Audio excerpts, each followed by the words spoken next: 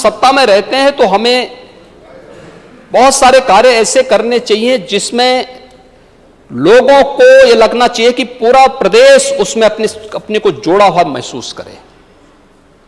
देखिए, आपकी कार्य पद्धति आपको पहचान दिलाएगी। नाम जोड़ने से आपको पहचान नहीं मिलने वाली। आप कितना भी बोल लें कि फलाना समाजवादी, समाजवाद को आप लोगों ने एक मृग तृष्णा बना दिया है।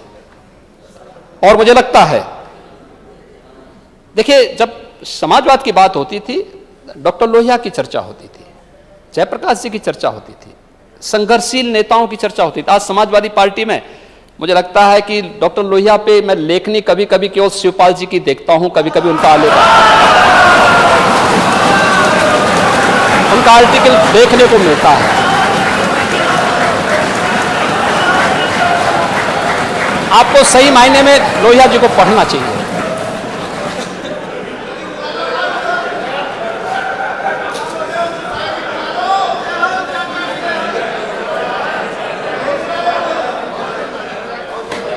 लोहिया जी को पढ़ना चाहिए।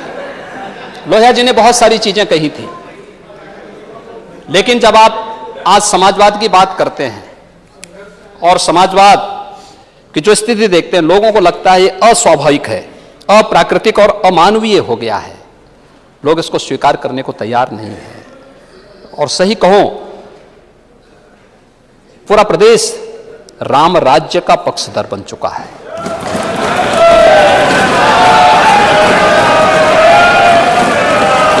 राम राज्य ये कोई धार्मिक व्यवस्था नहीं है। राम राज्य ये सर्वकालिक, सार्वदेशिक और सार्वभौमिक, काल परिस्थिति से अप्रभावित एक शाश्वत व्यवस्था है जो हर परिस्थिति में कार्य करने की क्षमता रखती है। कोरोना आए या जाए, हम प्रदेश की जनता का बाल बांका नहीं होने देंगे, वह क्षमता। और मुझे लगता है उस परिस्थिति के लिए हमें तैयार होना होगा। आप इसको कहते हैं कि इसके लिए हम पे लेवल लगता है, हम राष्ट्रवादी हैं। और ठीक है, हमें गर्व की अनुभूति होती है जब हम पे राष्ट्रवादी होने का आरोप लगाया जाता है। हर व्यक्ति को होना चाहिए, और मेरा ये मानना है हर व्यक्ति को राष्ट्र भावना से उत्प्रोत होना चाहिए। राष्ट्र भावना से विहीन व्यक्ति की स्थिति तो चूहे जैसी हो जाती है। चूहे की स्थिति आप देखते हैं ना, जिस घर में रहेगा उस घर का अन्न भी खाएगा और उस घर में होल करके उसकी नींव को भी धंसाने का काम करता है। तो चूहा बनने की बजाय राष्ट्रवादी बनना श्रेयस्कर है। और मुझे लगता है इस बात को हमें ध्यान में रखना होगा। उन चीजों को लेकर अगर हम आगे बढ़ सकें तो बहुत अच्छा होगा। और मैं चाहूंगा कि हमें इस दिशा में बहुत एक लंबी यात्रा प्रदेश के अंदर आगे बढ़ानी है। 25 करोड़ लोगों की आकांक्षाएं हैं, आपसे भी, इस पक्ष से भी, सबसे, हर जनप्रतिनिधि से। देखिए, हर जिले में, हर विधानसभा सीट पे भारतीय जनता पार्टी अपना दल है, निषाद पार्टी नहीं। अलग अलग पार्टी से जुड़े हुए जनप्रतिनिधि चुने गए हैं। कहीं समाजवादी पार्टी है, कहीं पर जो है सुहेलदेव राजभर पार्टी है, कहीं पर राष्ट्रीय लोक दल है, कहीं पर कांग्रेस है, कहीं बहुजन समाज पार्टी है, कहीं पे जनसत्ता पार्टी है, कहीं पे कोई अन्य जीते हैं। अलग अलग दल अलग अलग विधानसभा सीट में जीते हैं। हर एक की अपनी अपेक्षाएं हैं, विकास की अपनी आकांक्षाएं हैं।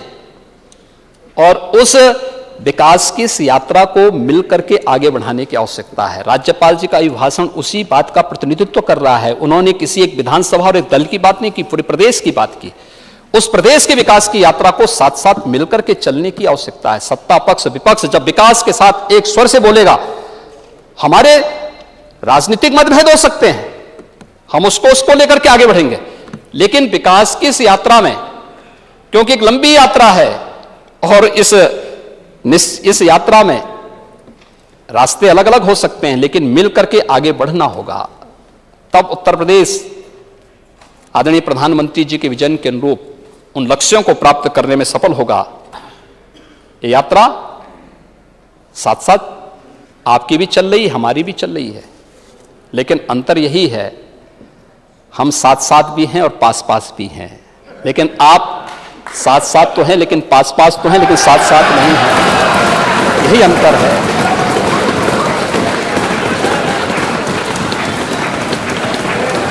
हम में और आप में यही अंतर है, हम पास पास भी हैं और साथ साथ भी हैं। इसमें से बहुत सारे सदस्यों की आप जाति नहीं बता सकते, लेकिन आप पास पास होते हुए भी साथ साथ नहीं हैं, और यही आपकी सबसे बड़ी विफलता है। राज्यपाल जी के भाषण का अगर आप सम्मान किए होते, मुझे लगता है बहुत अच्छा होता, अच्छा होता। आपने यद्यपि अपने भाषण में कहा, इस बार का उल्लेख किया कि राज्यपाल जी का हमने विरोध नहीं किया,